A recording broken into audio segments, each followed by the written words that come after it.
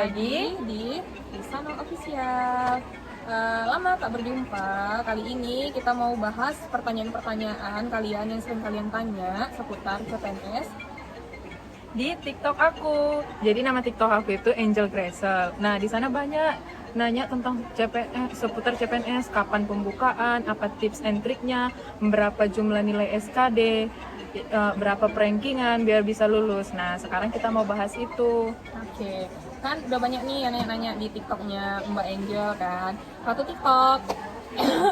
Jadi kita akan bahas di situ ya. Jangan lupa sebelumnya di like, comment, dan di subscribe. Jadi awalnya kita itu mau bahas tentang syarat-syaratnya, syarat-syarat untuk masuk Polhukam itu apa aja ya Mbak Angel? Syarat-syaratnya yang pertama, tinggi badan. Untuk laki-laki 160 cm minimal. Untuk perempuan minimal 155 cm. Untuk berat badan tidak ada persyaratan. Nah, yang kedua, tidak boleh tindih, tidak boleh bertato. Itu yang paling utama Karena bakal diperiksa. Itu sih yang paling spesifik untuk ini Syarat. tingginya ya kan. Iya, Di tinggi awal badan. soalnya udah Pengukuran tinggi pengukuran sebelum tinggi. ujian langsung pengukuran tinggi. Pertanyaan yang muncul sering di TikTok itu yang ditanyakan, mata minus boleh nggak kak? Gimana? Kalau mata minus bisa, nggak ada masalah di mata minus, aman-aman aja, bisa ngetes, dan banyak dari kita kawan-kawan kita juga yang pakai kacamata bisa lulus.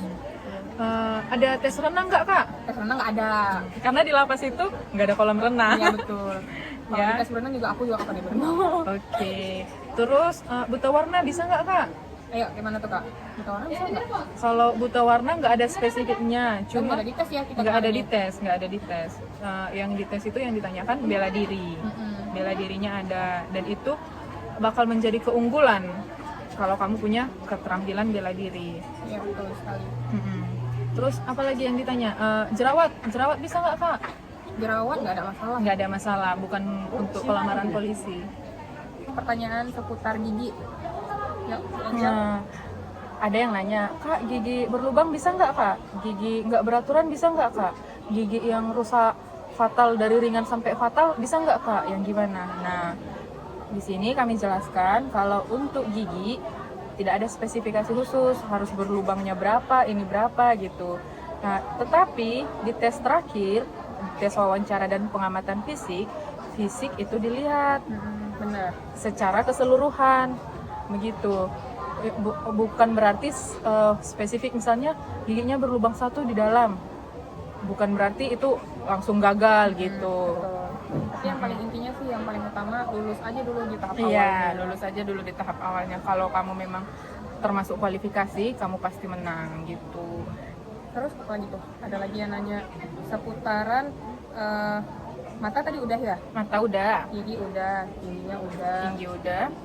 Baru mau nanya tentang untuk pendaftaran awalnya itu yang paling penting kalian itu harus banyak-banyak baca apa aja persyaratannya, kalian kumpulin semuanya, terus sesuaikan dengan kriteria yang diminta. Iya. Contohnya tuh kalau diminta tuh foto sih sering salah. Kenapa?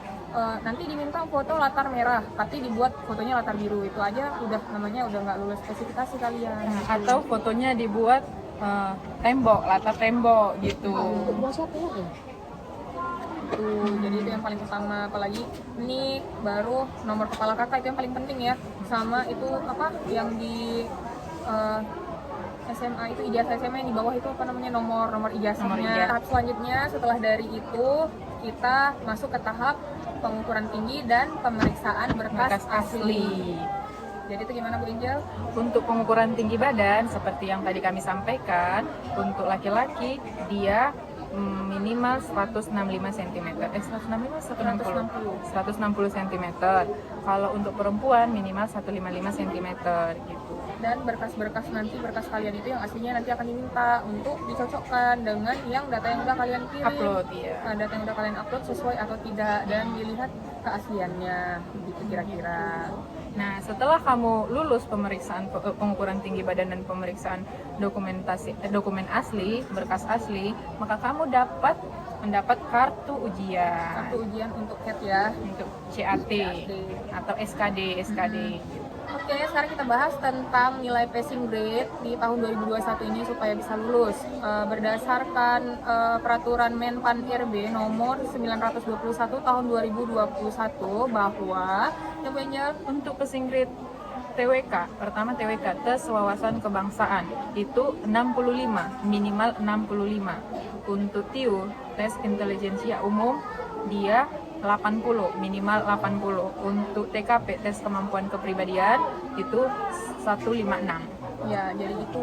Tapi kalau kalian mau lulus, mau peluangnya lebih besar, ya kalau bisa setinggi-tingginya. Kenapa? Karena dari tahun ke tahun itu peminat CPNS itu banyak dan udah pada pinter-pinter juga. Makin ini ya, gimana ya? Yang tahun lalu ya, Kak Angel ya, tahun ini yang 495 itu. Yang tahun ini skor tertinggi 495, yang berarti dia hanya satu soal yang salah.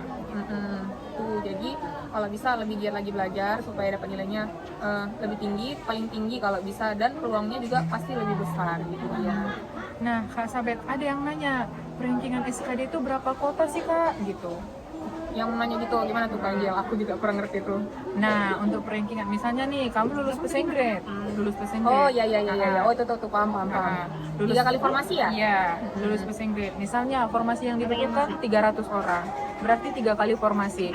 Nanti dari ranking 1 passing grade, nilai tertinggi ranking 1 sampai ranking 900, maka dia bisa ikut SKB. Tes di SKB untuk Polsuspas itu kemampuan kesamaptaan. Iya.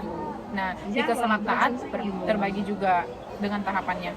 Tahapan-tahapan untuk kesamaptaan itu terdiri dari ada lari, ada sit up, ada push up, ada pull up ya, pull up, baru ada lari angka 8, baru ada apa lagi tuh? Kalau untuk cewek, chining. Oh iya, Chining ya. Iya.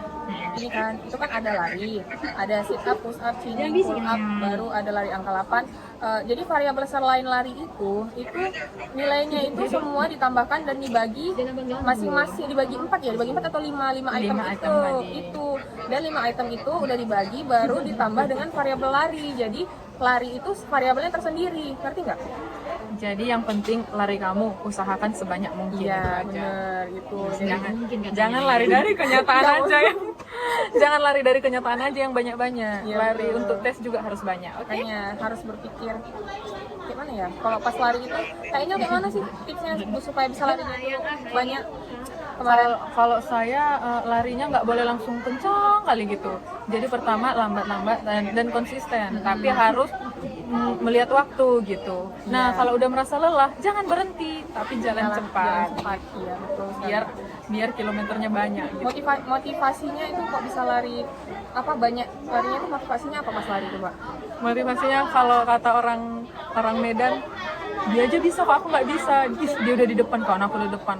Gila kali dia kok bisa, aku juga harus bisa gitu. Kalau dari Kak Angel, kalau dari aku kemarin kenapa bisa larinya lumayan banyak putarannya itu karena aku membayangkan orang tua aku tuh ada di depan itu. Jadi aku membayangkan muka orang itu tuh ada di depan. Jadi aku harus bisa buat bangga orang tua aku tuh. Oke, next kita bahas di yang terakhir. Tahap selanjutnya yaitu tes wawancara dan pengamatan fisik. Ya, jadi di tes wawancara dan pengamatan fisik itu nanti kita dipanggil satu-satu per orang itu menghadap sama tim penilai. Tim penilai itu ada 2 orang ya. Kalau kita kemarin 2 orang ya, kita satu 2 tim sampai penilai 3 orang. 2 sampai 3 orang. Jadi nanti kita berhadapan langsung sama tim penilai. Nanti kita diwawancara itu apa aja sih yang ditanyain coba Kak Angel apa sih? Kalau untuk yang ditanyakan, pertama kali disuruh perkenalan diri, ditanya identitas kita, disamakan sama apa yang sudah kita daftar. Nah, identitas pertama, perkenalkanlah nama kamu selengkap-lengkapnya. Identitas kamu selengkap-lengkapnya, pendidikan kamu selengkap-lengkapnya. Dan yang kedua, ditanya seputar kelebihan kamu, kekurangan kamu. Iya. Dan motivasi mau ngapain sih di Polsus kalau masuk di Kementerian Hukum dan HAM itu mau ngapain gitu, apa yang mau dirubah, ada inovasi apa untuk di Kemenkumham gitu yang ditanya ya kan. Biasanya gitu aja sih yang ditanya, nggak kalah ribet ya. Dan pertanyaan-pertanyaan yang membutuhkan jawaban pendapat kamu sendiri. Misalnya Kenapa? Misalnya, kalau terjadi kerusuhan di lapas, apa yang kamu lakukan? Nah, itu pribadi kamu, itu nilai yang dari kamu sendiri, begitu. Nah, yang kedua, kalau misalnya terjadi kebakaran di lapas, apa yang kamu lakukan duluan? Gitu. Apa lari? Apakah lari dari kenyataan, ataukah menolong, Atau membuka kereng apa WBP? Atau apa? Nah, itu nanti jawaban kamu tersendiri bakal dinilai sama tim penilai. Iya betul. Nah, untuk yang selanjutnya, kemampuan, keterampilan kamu, keterampilan di luar dari keterampilan formal, misalnya Bela bela diri yang paling utama. Iya. Apabila kamu pernah latihan bela diri, maka kamu akan disuruh mempraktekannya. Betul. Baris berbaris. Baris berbaris. Nanti di situ juga dipraktekkan. Disuruh kamu mempraktekannya begitu. Itu sih yang positifnya, terpenting. Nilai tambahan ya. Iya, yang terpenting sih gitu. Itu nilai tambahan. Kalau kamu yang punya ada keterampilannya, poin plus buat Poin kamu. plus gitu. Kayaknya cuma itu aja ya. Oh iya, pada mau nanya, banyak juga pertanyaan ya kan di TikToknya Mbak Angel itu nanya tentang kalian lulusan apa? Apa kalian lulusan SMA atau lulusan apa? Kebetulan kami, saya sendiri sudah D3 teknik kimia. Nah nyambung memang, maksudnya jadi Polsuspas, cuman ya itulah rencana Tuhan. Tuh. Kalau Kak Sabet teknik kimia, nah saya sendiri paling tidak nyambung. Saya memang udah lulus sarjana dari S1 USU Universitas Sumatera Utara. Nah, jurusan saya manajemen sumber daya perairan. Iya ya. Dan gelarnya sarjana perikanan. Tapi di sini saya mendidik manusia, bukan jadi mendidik ikan. Ya, Aduh. ya yang mau nanya juga. Disclaimer ya. Tadi aku belum sebut ya, aku lulusan dari Politeknik Teknologi Kimia Industri yang ada di Jalan Menteng 7. Yes, kalau ada yang kenal atau kalau ada yang sedang berkuliah, boleh juga nggak apa-apa dilihat-lihat Polsuspas itu gimana gitu. Jadi sipir itu enak nggak sih? Nah, untuk tambahan setelah kerja di sini, gimana rasanya? Kak, enak nggak jadi CPNS atau enak Kak setelah CPNS jadi PNS di Polsuspas? Enak nggak Kak? Ya setiap pekerjaan itu ada poin positif, ada poin negatifnya. Tapi kebanyakan poin positifnya, ya kan? Disyukuri aja. Kalau kita bersyukur, maka itu akan menjadi nikmat, Iya betul. berkah. Jadi buat kalian yang masih berjuang tetap semangat. Para pejuang NIF tetap semangat. Ya harus gimana ya, oret labora, bekerja sambil berdoa, itu kuncinya dari semuanya. Oke, cukup sekian vlog kami hari ini, semoga bermanfaat buat kalian. Dan yang pertanyaan-pertanyaan yang belum dijawab boleh komen di bawah, nanti kita buat untuk selanjutnya. Dalam waktu dekat bersama Komandan Angel. Selamat malam.